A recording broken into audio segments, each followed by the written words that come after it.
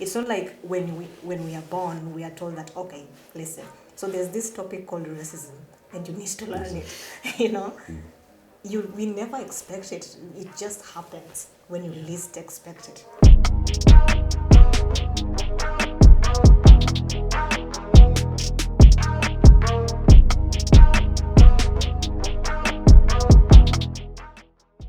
Teach me about racism. We are not teachers. We think we know everything. That we know. I don't think like. We think we know everything. But that's just lame. That's just Yeah. lame. Because why would you have like iPhone 13 and can't just Google something? There's always like a little bit of like condescending tone following it. It's like, oh, so like, you know everything. Teach me racism. Teach me like so like they feel like because they feel like we've first-hand experience. We have honestly, but they feel like that we are the teachers that we have to do everything for them. But you know the funny part is sometimes ourselves we don't know that because let's say if you're coming from an African country, right? You know tribalism. You're not really used to racism. Mm-hmm. It's until you come to Europe that you're like, oh my god, yeah, I'm bound to face racism because well, I'm black. Yeah. You know, so you start learning from there after coming here. Back home, it's just racism. Tribalism. This tribe of fighting who's better and who's not. I think they should rephrase this question. Teach me how to not be racist. Yeah. Not teach me about racism is bad thing. So how can I teach you about something that is bad? That is like making people like divide. You get it? So I can teach you something that is bad. I will teach you how to avoid something that is bad. My name is Isaac Kosiri. I'm from Togo originally, and I live in Ireland almost 3 years now. I'm doing art and design portfolio course for a year to go to the art school in Limerick, LSD. That's just common sense, honestly. Honestly. Why do you need to be taught about something that's literally on your face? Honestly, it's up to them. Like they'll be going to kids, everyone, teenagers, be like, okay, so you've experienced first-hand racism. This child, it's a 14-year-old child or anything. They'll be like, okay, you've experienced racism firsthand. Teach me everything I know. And that child will be like, I haven't done anything. I don't know everything fully. I'm still learning the ropes myself. Like whatever.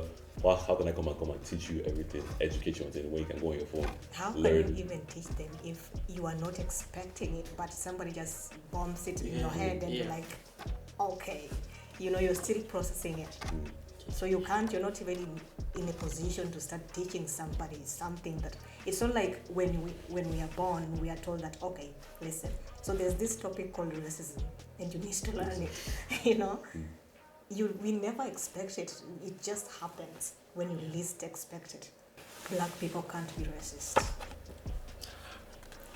I mean, the statement itself is very racist because black people can't be racist. Like, I'm from Kenya, right? And we believe that, like, if you're a firstborn son and let's say you're married to a white woman, at the back of the elders' minds, they'll be like, no, this is likely to be the second wife, not the first. She won't be African enough to be considered the first wife. And that itself is racism because that's like trying to say that somebody is not better off just because they're not, the typical African woman. Personally, I agree, honestly, that black people can be racist. I feel like the people who say black people can be racist sometimes more is even black people in this matter. They think, oh, I can't be racist, because we've been oppressed a lot throughout our life. So now it's for us our chance to fight back and all that, which I get and I understand. But there's some contexts where black people can be even more racist than white people. But like what you said with the Kenyan thing, I agree with you on that one. But they even things like all our ancestors, all of them, they've seen white people as scary and all that. So now they're trying to fight back, which is not obviously the best thing to do. Like with that second wife thing, I would even if somebody says like I marry a white woman because I asked my second wife, I'd be like, what? I didn't marry who I want to marry. But like for them, they've probably seen a lot of stuff, and now they want when that chance to be angry or whatever. I'll say you can't marry white people. I understand. I can honestly say I understand where that coming from. With not is there is malice in there that's saying you can't marry who you want to or you can't do this or that. But that message of I've been hurt in the past. Now is my chance to hurt people. That's where I feel like it's come from. So I feel like it's a bit sticky. You don't act like expected. So I think that means basically, they think our personality is different to what we actually look like. What do you think about that? The first question would be like, what did you expect? Yeah, honestly, they'd be expecting something loud or us to be like screaming or something. Anything like that would be very much weird. Like, It's vague, like it's not. Maybe sometimes when you came from Africa, they think you are from America, so they compare you to American people. You have to act like ghetto, but it's not everyone that is like that. it's kind of annoying though, because we always think that we fall into like the black man narrative, anger. It's very much annoying because why would they even compare us to like American and all these gangsters and everything like that? Maybe some of us are quiet or we just like, let's say we're reading a book. I think it's because of this. Most people find that they watch those movies and all that, traditional movies, and that's what it's inclined in their brains, and they don't want to move from that. So when they see black people, they expect that But it's really annoying because especially being in Ireland, not even America, even UK, France, everywhere, to be like, how I expected this to be. Like, is every black man supposed to act like a black man in America? Oh my god. My name is Lana. I am 21 years old, living in Galway. I'm originally from Nigeria, but I'm studying architectural technology in GMIT. Life's been an interesting one. There have been ups and downs to being black in Ireland, from education, work, just social life. There have been challenges, but there's also been opportunities for me. Are black people more homophobic? I'd say majority of black people are very homophobic. Different people might have different opinions, but through my experience, I get a lot of discrimination from black people compared to white. Being gay and queer, whatever, it's more like white when you go to black people to ask them it's more white people, that's for white people. Being gay or being this like queer or being a part of LGBTQ community, it's more white. They have that stereotype like it's more white. So if you imagine if you went to your dad now and say, okay, Dad, I'm gay, you are not. You'll be erased from the wheel. You're dead, gonzo. If I'm dating a white woman, my family happens to be more accepting that when I'm dating a black woman. Why? Because if I'm dating a white woman, they're like, these things you pick from Europe, but it's fine, you'll get over it. If I'm dating a black woman, they're like, so your family, their family is also accepting this. Give me their number, I need to call them because we need to take them to church. So they just see it different. My name is Beryl and Isac. I'm an LGBTIQ activist. I'm from Dublin, but currently just moved to Cork. Ireland is a very small country, and most people are not really well equipped with the LGBTIQ community. I say I have a different opinion on this one. It really depends on the generation, in my opinion. Like, I've seen so much supportive black people. My experience from yours is different to yours. But in my opinion, I've seen a lot of supportive black people in this era. Like, my own girlfriend, she's part of the LGBT, she's bisexual, and I told my mom and dad, they didn't care. It wasn't a thing. But I know some aunties and uncles who would care. But even like in America and even in Ireland here, I've seen more young black people become part of the LGBT. And I've seen, even through social media, I've seen on Twitter, like TikTok and Twitter, I've seen a lot of heterosexual, straight black people support them. But as part of like, not the Western world, I think that's the Western world side of things, but I feel like their generation are still stuck in that rut of you must be straight. One thing I'd love for the world to know about me is that I am determined to make an impact and a name for myself for the future. I will set my name in stone, as they say. You must be really good at music, rapping. You know, that question is the most annoying question I ever got in my school. I will be doing freestyle, you know, rap. You must love rap. Rap must be your favorite music. Why do they think rap is... It's America, because every country follows America. Black people in America had to do whatever they had to do to survive, and music was that one way out. So now they've explored so much of types of music that has spread all over the world. But now that the whole world now thinks that every black person must have something to do with music, and it's really annoying. I could love medicine, I could love reading books or skateboarding, anything else, but music, teach me about music. You must know how to freestyle, you must know all of Jay-Z's lyrics or anything like that. Yeah. It's really annoying, it can really irritate some people as well, because let's say me, I can like country music or classical music, anything like that. Yeah. I don't listen to rap or anything like that. But they will always think as a matter that they'll think that we drift towards rap music or music in general. Like sometimes I might not love music, I might just like silence or anything like that. Yeah. So I feel like it can really do something to damage some people, because now that black person now lose their identity in a way. They might think, I'm black, I must like music. Yeah. And that can now open another door of negativity or confusion with that. So why can they ask you must really be like good at writing?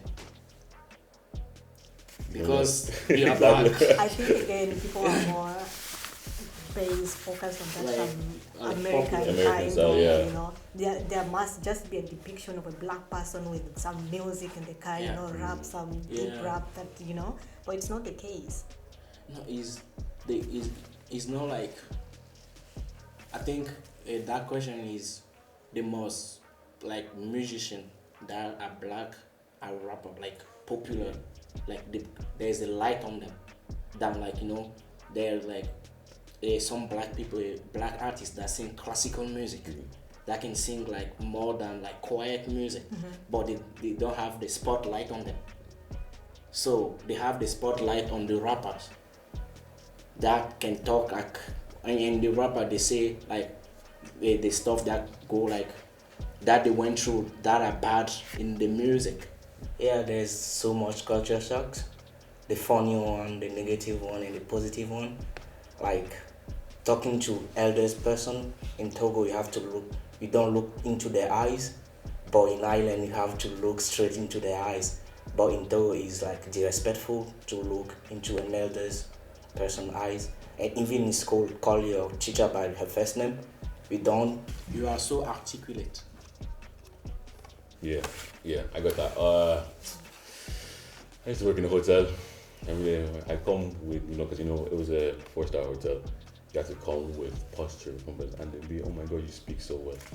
And the worst question was, oh my God, you speak so well. Where are you originally from? Because they'll be like, you speak so well. You have a good Irish accent. I need to know where you're originally from. I mean, I don't tell them because I don't want them to know that business. Yeah. It's not that business. I don't want them to know my business. But they start pushing and pushing. Like, no, where are you originally from? So after a while, you give in, and I'm like, oh, I'm from Nigeria.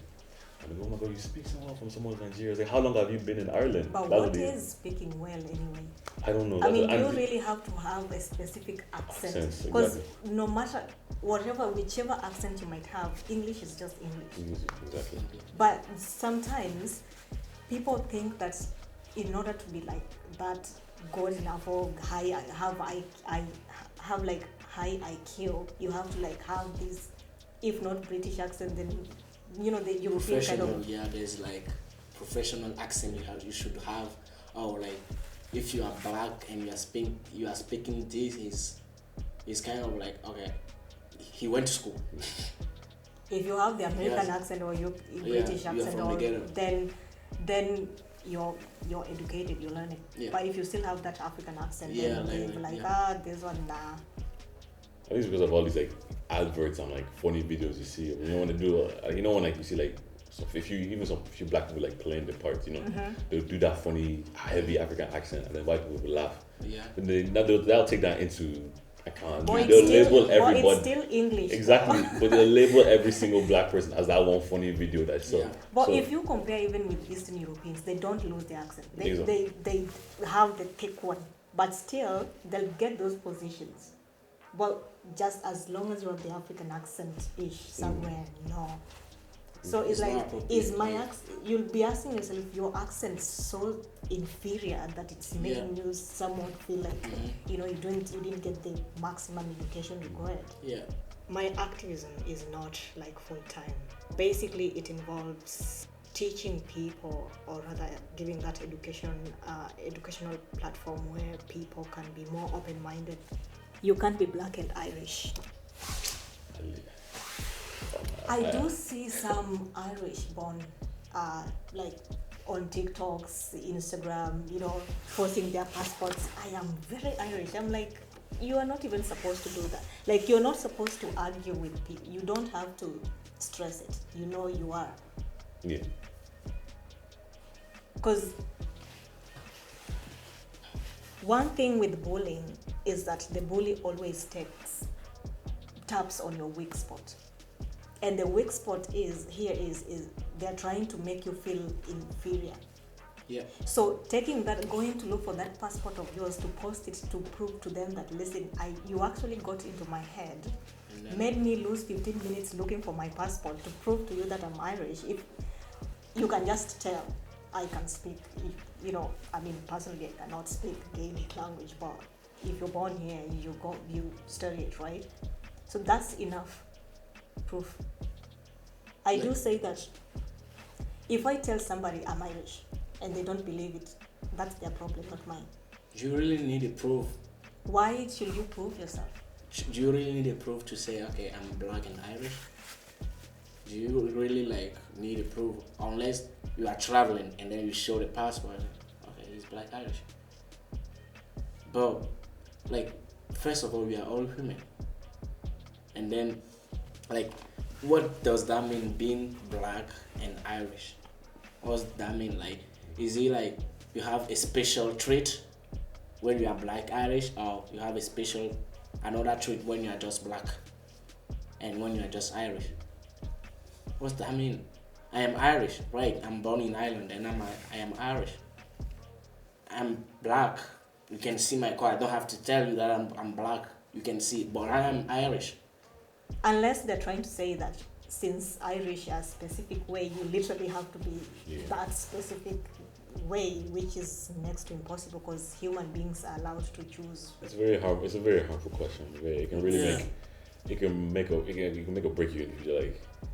It can cause, honestly, black kids to feel like an outcast in our country. Outcast, yeah. They'll start questioning themselves, being, wait, am I actually? Even when I went to America, they were like, oh my God, I didn't know there's any black people in Ireland. America, we have nothing to do with us. They say, oh my God, I didn't know.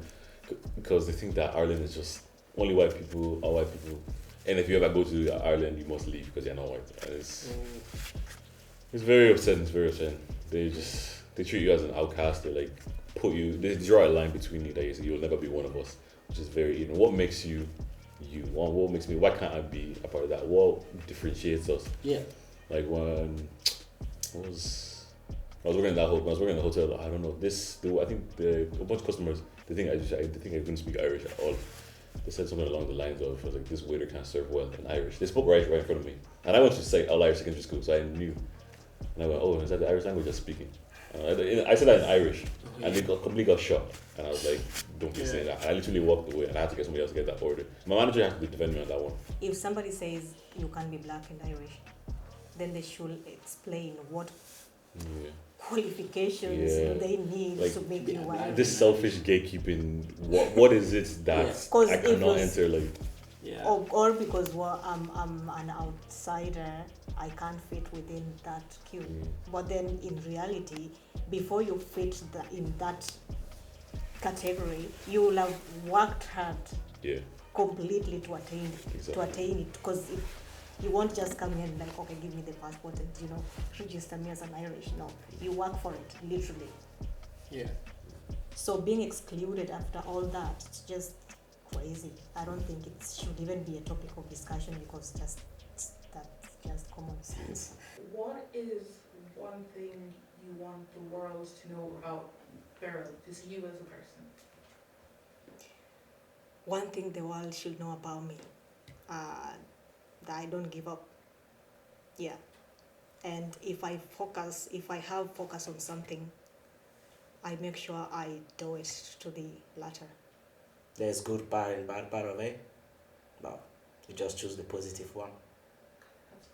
To be a black person, I wouldn't change it for the world.